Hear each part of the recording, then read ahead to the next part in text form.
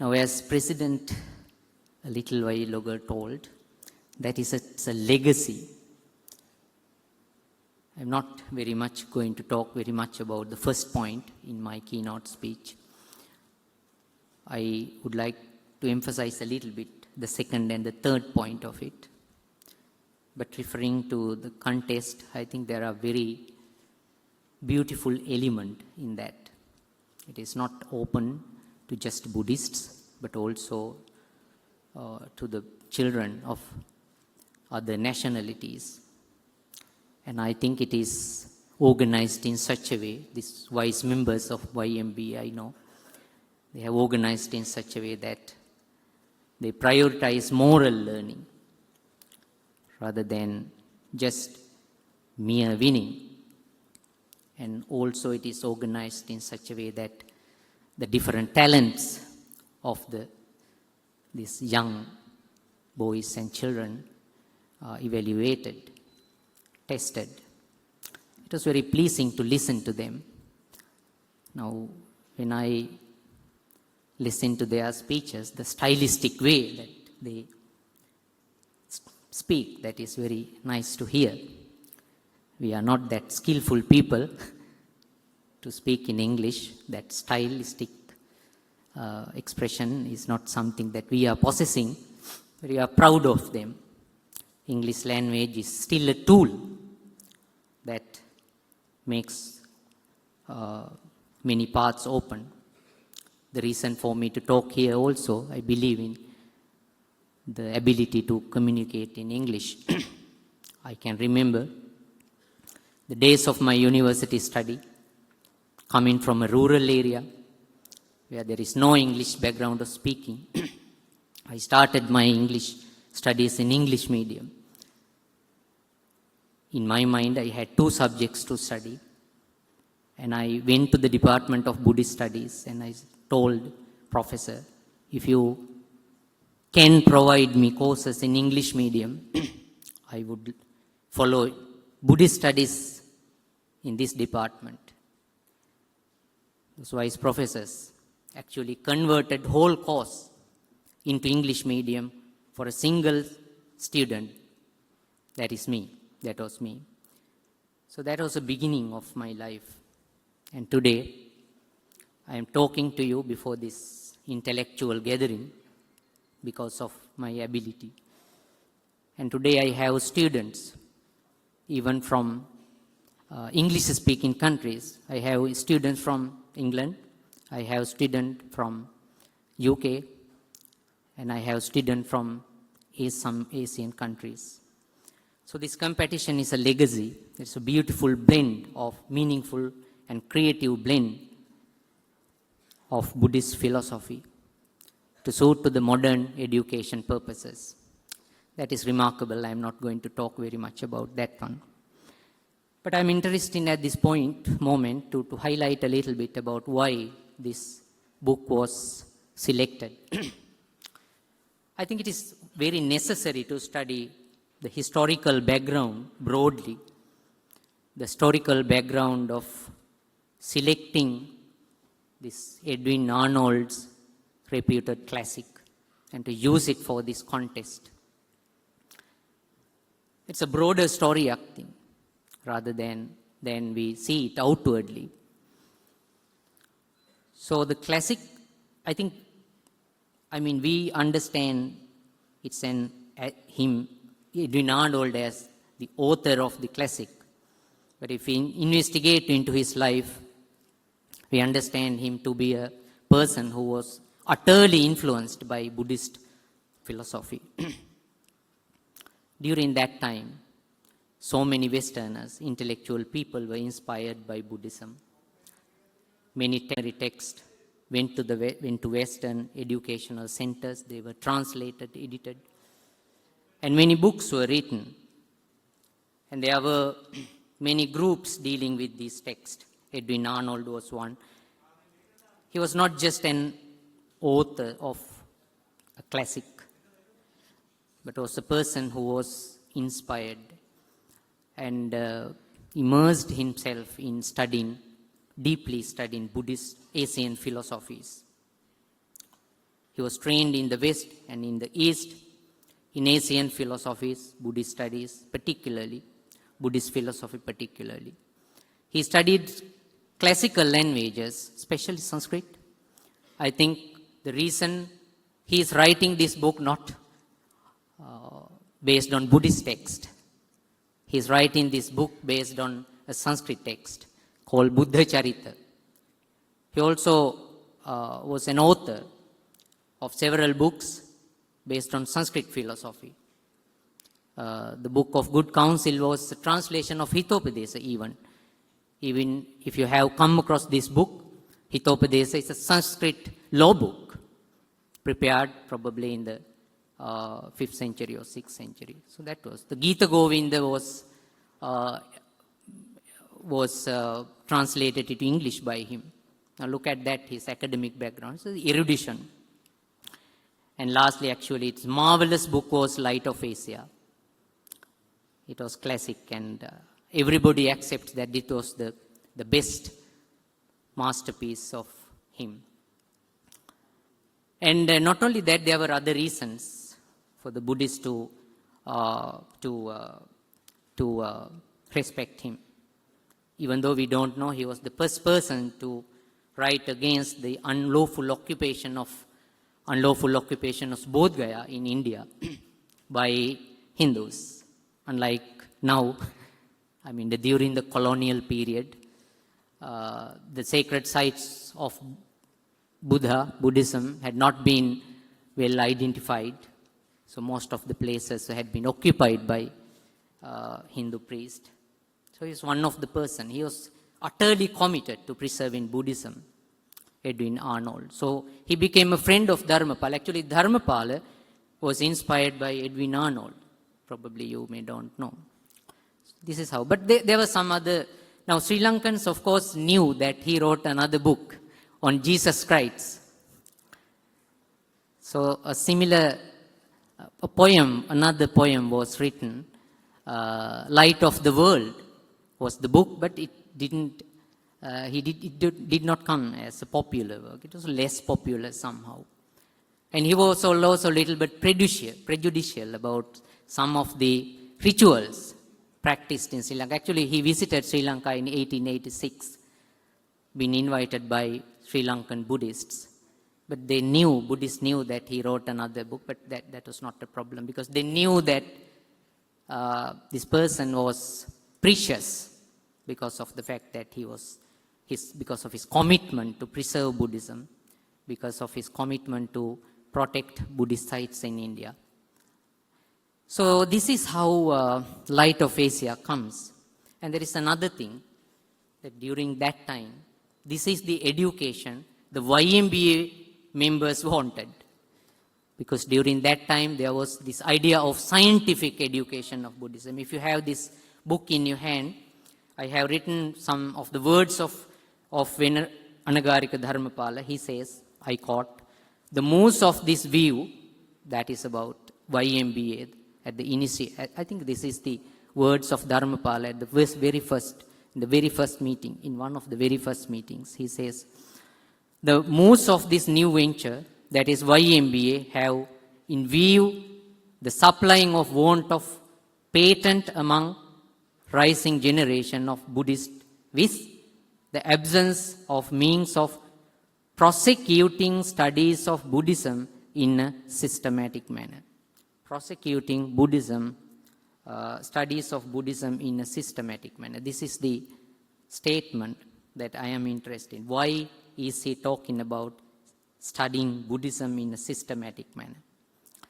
Now, during that time, this reflects the kind of Buddhist education that the Buddhists wanted.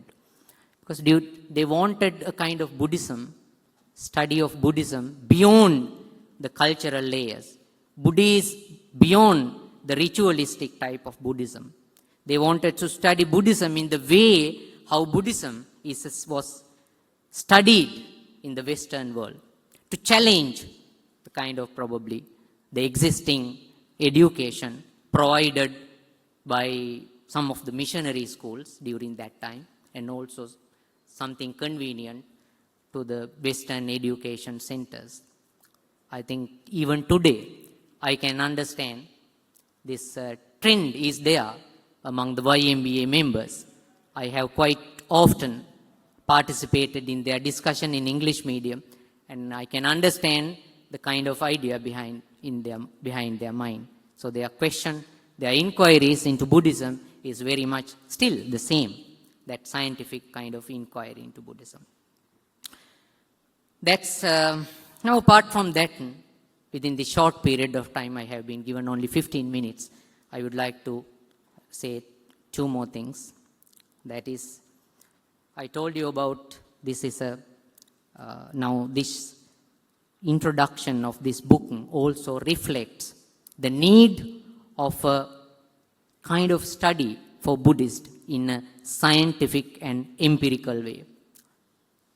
Now these people during that time were well-educated people, the middle-class people, elite people, were the people who read the literature written in the West. And this literature was written on a philosophy and a methodology. If you understand, I don't know whether these kids understand what I'm saying, a methodology based on what we call empirical scientific methodology. The knowledge is valid only if there is data. Even today this exists. If there is confirmable and affirmable, verifiable data, the knowledge is valid. Your personal conviction, subjective experience, revelations, or belief systems are not going to be valid in the production of knowledge. Buddhism also underwent that change. Buddhism was accepted only if the text says. That is why this new idea came, early Buddhism. Because there were Buddhist traditions, different even. We have 3 Buddhist traditions, Theravada, Mahayana, and Vajrayana, the Tibetan Buddhism. But all traditions agreed that Nikaya text, Diga Nikaya, Majjhima Nikaya, Samyukta Nikaya, Anguttara Nikaya, and part of Khuddaka Nikaya, they represent the closest views, ideas, notions, and norms about the teachings of the Buddha and the social and the economic background or the geographical background of the emergence of Buddhism. So that is, these texts were studied, and then that knowledge was much appreciated, and that was labeled as early Buddhism. So the later Buddhism, sometimes even these commentaries and all that were a little bit looked down upon by the Westerners.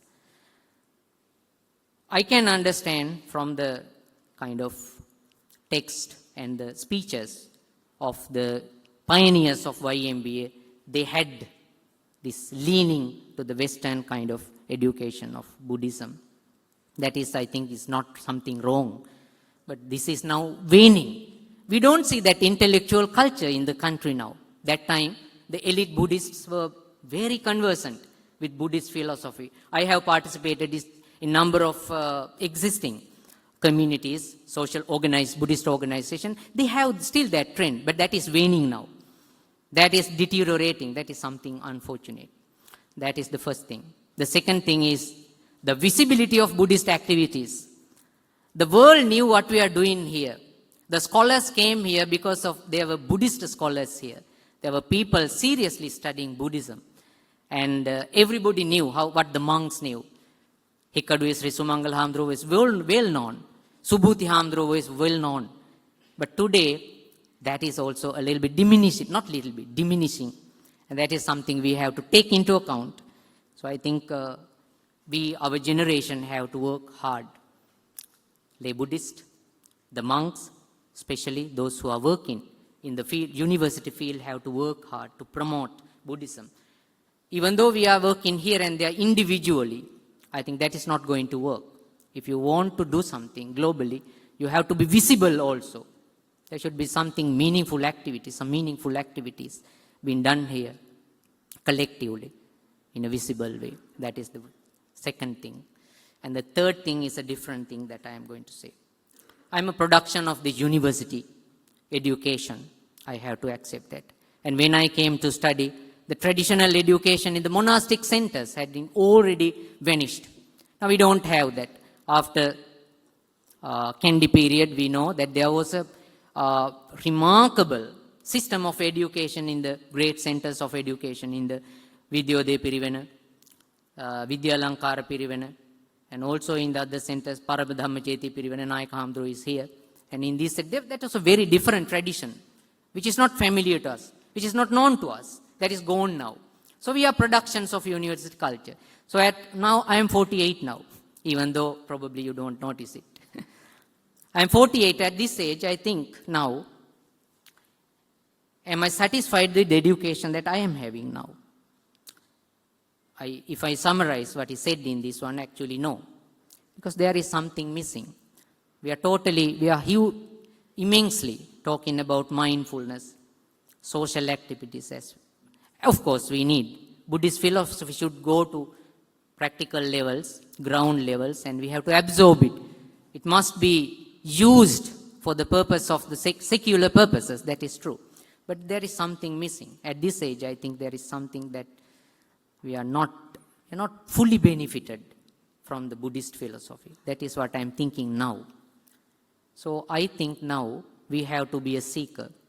Even though we are serious meditator, practitioner, social activist, educationist, or intellectual, within all these practice there is something else that we have to do. So what I have to say is that you need again to be a seeker. Kalama Sutta says that your text, your belief systems, and all these things should not be taken as legitimate all the time. You yourself have to again investigate. Investigation is necessary. I am saying this because practically I know sometimes actually the practice that we have is not the legitimate practice. If the Buddha says that, now the question that I am always asking myself is, what is the kind of nibbanic experience that we are preparing ourselves for before the death of us? So that is something that comes to my mind always. When I became a monk, I had in my mind that I should be enlightened.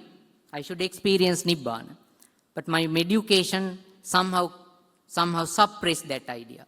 My teachers' views suppressed that idea. Societal needs suppressed because the people, my devotees, wanted me to be a big personal.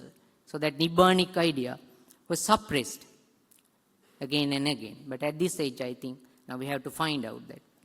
Now I think that even after a lot of meditation, still we are the same person. Even after a lot of social activities, probably we are the same person. Even after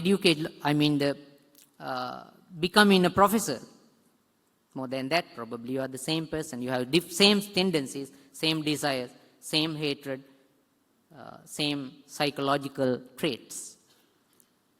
But Buddha says that Nibbanic experience is something beyond this ordinary sense of body and mind. Then we have to find that one. If the Buddha says that Nibbana is something, a state of complete coolness and pacification, Nibbanic experience should be that. It should be a state of total pacification. If Buddha says that you have to experience Nibbana, if you have to experience the reduction, diminishing, reducing, discarding, eradication of hatred, delusion, and desires, you have to truly experience that. One time, I had the practice of visiting hermit monks all the time, even after becoming a university professor. I had the problem of when I practiced, I had the purpose all the time. I am attracted by these different desires, different beauties of things. I have listened to many pieces of music. Sometimes even you, His Excellency Santosh Jha, might not have listened to music of Ravi Shankar. I have listened to many Ravi Shankar's pieces of music. I love that. But the desire, always something worried me because I always thinking behind, why? Am I so desirous of that music? So I was worrying.